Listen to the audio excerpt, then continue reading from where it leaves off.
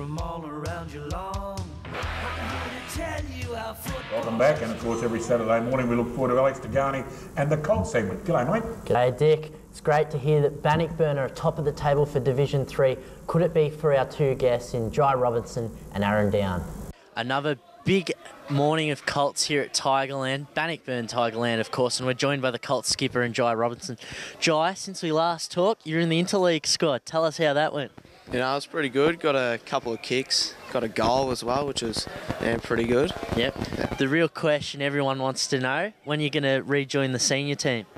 Hopefully towards the end of the season, get a couple more games in, but yeah, at the moment I'm just focusing on 18s, just with the boys, so...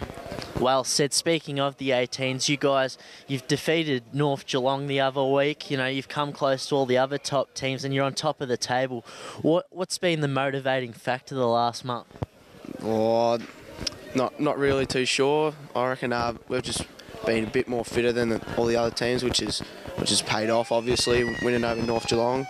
They're a pretty tough side, so I was pretty happy when we got the win over them. Yeah. Well, you've been in the best players a few times, but the man to my left, Aaron Down, you've been quite a few times, and rumour has it you didn't even play footy the last couple of years. Is that true? Yeah, just had a few years off, just focused on other sports. Okay, of those other sports, what they have been? Just a bit of basketball. Yep. So do you feel like you've brought some basketball skills onto our Australian game? Yeah, playing ruck in the team helps me with my vertical, so it helps me a lot during the game, and fitness, work rate.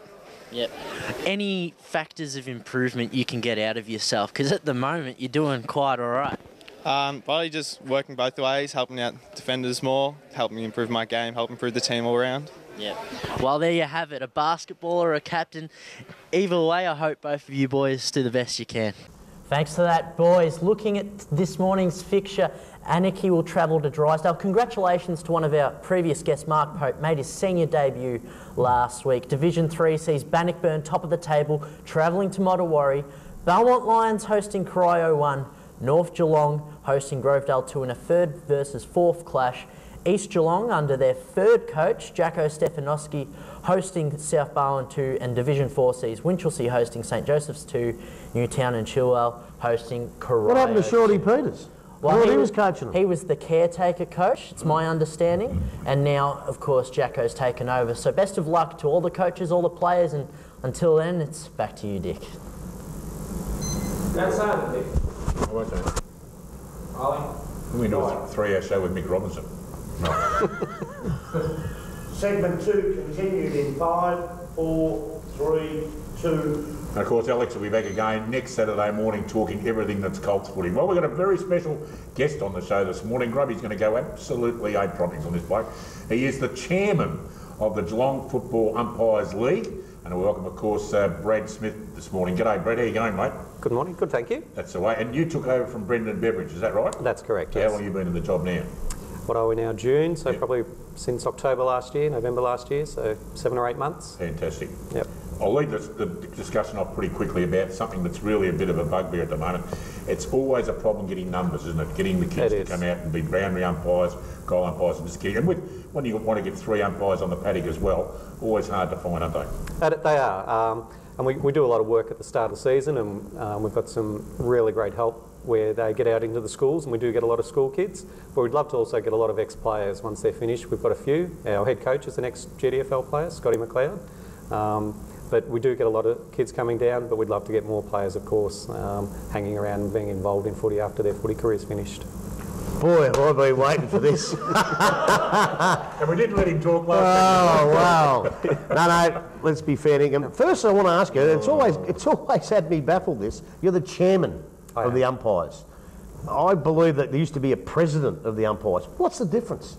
There used to be a president, but a couple of years ago we changed where the Board of Management elected the chairman rather than the general membership. So when the general membership elects their leader, that's the president, like it is at Collingwood. Yep. Whereas at North Melbourne, the committee elects the chairman, like it does with James Brayshaw. So that's why Eddie's a president and James Brayshaw's the chairman. Okay, well, so you've been elected by the board. Correct. Okay. Yes. No worries. Now, like at Geelong West with Paul Westcott, he's the executive chairman. Yeah, but he was elected by himself. We've got to get on to some umpiring decisions. I know we can't have a segment without them. There's a little bit of a it's not a decision thing, it's a consistency thing, Yep. right? I think sometimes we see at one end of the ground a bloke drags it in, it's holding the ball, at the other end the umpire tends to ball it up. If there is a small problem with this, does Scotty McLeod address this in the way you train and the way you watch your video games and that? Definitely. We'll even also try to do it during the match at the breaks, but we also do get feedback from Scott and the other coaches, and they'll give us examples during the week saying this is what we expect to be paid as holding the ball, and this is an example where we expect it not to be paid. So trying to get that consistency in, you can use those examples so he can show us exactly what he wants. Okay, so you being a senior umpire, you can actually go in at half time and say to one of the younger fellas, listen mate, he didn't drag the ball in, we could have paid holding the ball, whatever. You can actually help him out at half time. Definitely, it's expected. And also the other way around, if they can give me some feedback, we're not immune to anything like that, but yeah, we're there to help each other out, act as a team. As I said, try and get that consistency amongst the team on the day. Okay, so you can actually help the young blokes out. God help us. But I want to ask something a little bit different. Sure. The last couple of weeks, Werribee, Anarchy and Bannockburn all had their past players, which were huge days. I remember blokes like Bobby Beattie, Graham Munro, Adam Gladkey. Adam Gladkey, all those blokes. Well, what's the other bloke that umpired a lot of Mick Nolan, Mark Nolan. Ray Edwards. Do you get into those blokes, have turnouts and get those blokes back into the umpiring? We certainly do. Mark still is an umpire, but over the other side of Melbourne. Okay. But yeah, we've actually got our life members dinner next Tuesday, where we invite all our previous life members back, and we're always encouraging other people to get come back down and assist us, whether it be coaching or mentoring or anything along those lines. Yeah, definitely. Oh, Brad, did you go to that 70s dress-up night the other week? I saw an idiot's photo of... We had the glitter gang down at the rooms, and yeah, yes. I heard it was the glitter gang were fantastic. Yes, and Brendan Bedridge had hair.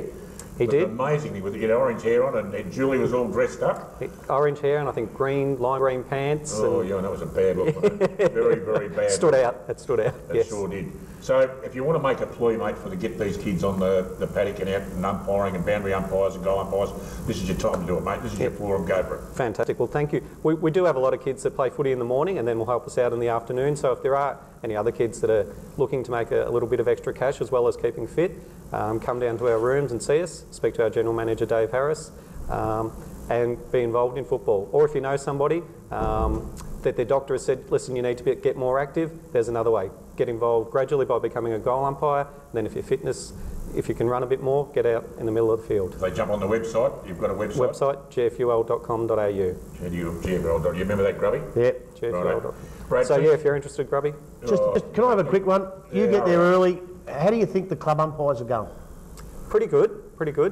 We always offer them advice to come down a couple of times throughout the year, go through the video that the AFL sends us. We'll sit down with them, and Scott will go again, put out his expectations. Good on you, Brad. Thanks for coming in on Saturday morning, mate. Good luck to the Umpies for the rest of the season. Thank you very much. Make sure you look after the North Geelong Magpies in the final. Ah, here we go. Shut up, Grubby. We're going to take a short break. Can't go a segment without it, can you? No, we couldn't. We're going to take a short... Oh, you and Doggy were having each other all week on the Facebook. He gets sucked in, didn't he? We're going to take a break when he comes back and talk about all the big action on this afternoon. Back up here. We are the Raiders from all around Geelong. I'm here to tell you our football is strong.